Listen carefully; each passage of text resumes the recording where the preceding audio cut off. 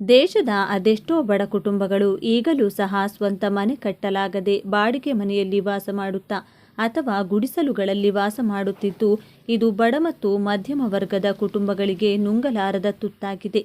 ಕೇಂದ್ರದ ಮೋದಿ ಸರ್ಕಾರವು ಬಡತನ ರೇಖೆಗಿಂತ ಕೆಳಗಿರುವ ಜನರಿಗೆ ಮತ್ತು ಮಧ್ಯಮ ವರ್ಗದವರಿಗೆ ಸ್ವಂತ ಸೂರು ಹೊಂದುವ ಯೋಜನೆಯ ಅಡಿಯಲ್ಲಿ 2015ರಂದು ಪ್ರಧಾನಮಂತ್ರಿ ಉಜ್ವಲ ಯೋಜನೆ ಜಾರಿಗೆ ಮಾಡಲಾಯಿತು.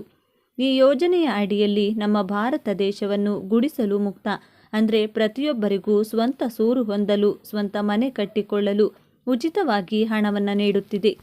ಈ ಯೋಜನೆಯು ಈ ಕಾರ್ಡ್ ಹೊಂದಿರುವ ಪ್ರತಿಯೊಬ್ಬರಿಗೂ ಕೂಡ ಉಚಿತವಾಗಿ ಮನೆ ಕಟ್ಟಿಕೊಳ್ಳಲು ಸಹಾಯ ಮಾಡಲಿದೆ.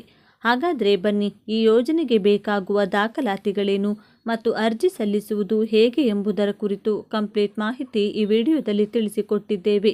ಬನ್ನಿ ಕಂಪ್ಲೀಟ್ ಆಗಿ ನೋಡೋಣ. ಪ್ರಧಾನಮಂತ್ರಿ ಆವಾಸ್ ಯೋಜನೆ ಎಂದು ಕರೆಯಲ್ಪಡುವ ಉಚಿತ ವಸತಿ ಯೋಜನೆಯಡಿ ನೀವು ಮನೆಯನ್ನು ಪಡೆಯಲು ಬಯಸಿದರೆ ನಿಮಗೆ ಈ ವಿಡಿಯೋ ತುಂಬ ಉಪಯುಕ್ತವಾಗಲಿದೆ. ಪ್ರಧಾನಮಂತ್ರಿ ನರೇಂದ್ರ ಮೋದಿ ನೇತೃತ್ವದ ಕೇಂದ್ರ ಸರ್ಕಾರವು 25 ಜೂನ್ 2015ರಂದು ಪ್ರಾರಂಭಿಸಿತು. ಈ ಯೋಜನೆ ಅಡಿಯಲ್ಲಿ ವಸತಿ ರಹಿತರು ಮನೆ ನಿರ್ಮಿಸಲು ಅಥವಾ ಖರೀದಿಸಲು ಪ್ರಯೋಜನವನ್ನು ಪಡೆಯುತ್ತಾರೆ. ಅದಕ್ಕೆ ಕೆಲವು ಅರ್ಹತೆಗಳಿರಬೇಕು. ನೀವು ಆ ಅರ್ಹತೆಗಳನ್ನು ಹೊಂದಿದ್ರೆ ನೀವು ಆನ್ಲೈನ್ನಲ್ಲಿ ಅರ್ಜಿ ಸಲ್ಲಿಸಬಹುದು. ಫಲಾನುಭವಿಗಳ ಪಟ್ಟಿಯನ್ನು rhreporting.nic.in ನಲ್ಲಿ ಕಾಣಬಹುದು. ಈ ಯೋಜನೆಗೆ ನೀವು ಆನ್ಲೈನ್ನಲ್ಲಿ ಅರ್ಜಿ ಸಲ್ಲಿಸಬಹುದು. ಹಾಗಾದರೆ ಈ ಯೋಜನೆಯ ಉದ್ದೇಶವೇನು? ಬಡತನ ರೇಖೆಗಿಂತ ಕೆಳಗಿರುವ ಮತ್ತು ಸ್ವಂತ ಮನೆ ನಿರ್ಮಿಸಲು ಸಾಧ್ಯವಾಗದ ಜನರು ಈ ಯೋಜನೆಯ ಮೂಲಕ ಸ್ವಂತ ಮನೆ ನಿರ್ಮಿಸಿಕೊಳ್ಳಬಹುದು. ಈ ಉಚಿತ ಮನೆ ಪಡೆಯಲು ಅರ್ಜಿ ಸಲ್ಲಿಸುವ ವಿಧಾನ ನೋಡೋದಾದರೆ, ಪ್ರಧಾನಮಂತ್ರಿ ಆವಾಸ್ ಯೋಜನೆ ಗ್ರಾಮೀಣಕ್ಕೆ ಆನ್ಲೈನ್ನಲ್ಲಿ ಅರ್ಜಿ ಸಲ್ಲಿಸಲು ನಿಮಗೆ ಮನೆಯಲ್ಲಿ ಸಾಧ್ಯವಾಗದಿದ್ದರೆ ಮೇಲಿನ ಎಲ್ಲ ದಾಖಲೆಗಳೊಂದಿಗೆ ನೀವು ಸಾರ್ವಜನಿಕ ಸೇವಾ ಕೇಂದ್ರಕ್ಕೆ ಹೋಗಬಹುದು.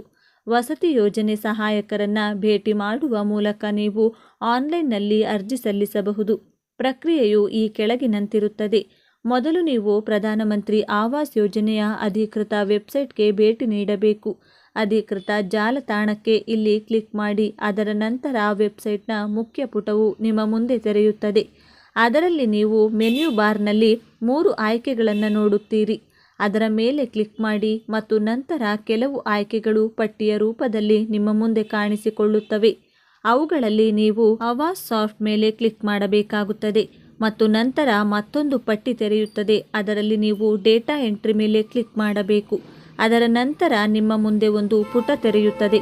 ಅದರಲ್ಲಿ ನೀವು ಡೇಟಾ ಎಂಟ್ರಿ ಫಾರ್ ಆವಾಸ್ ಅನ್ನು ಆಯ್ಕೆ ಮಾಡಬೇಕು. ಈ ಮಾಹಿತಿ ಈ ವಿಡಿಯೋ ಇಷ್ಟ ಆಗಿದ್ದರೆ ಲೈಕ್ ಮಾಡಿ, ಶೇರ್ ಮಾಡಿ. ಧನ್ಯವಾದಗಳು.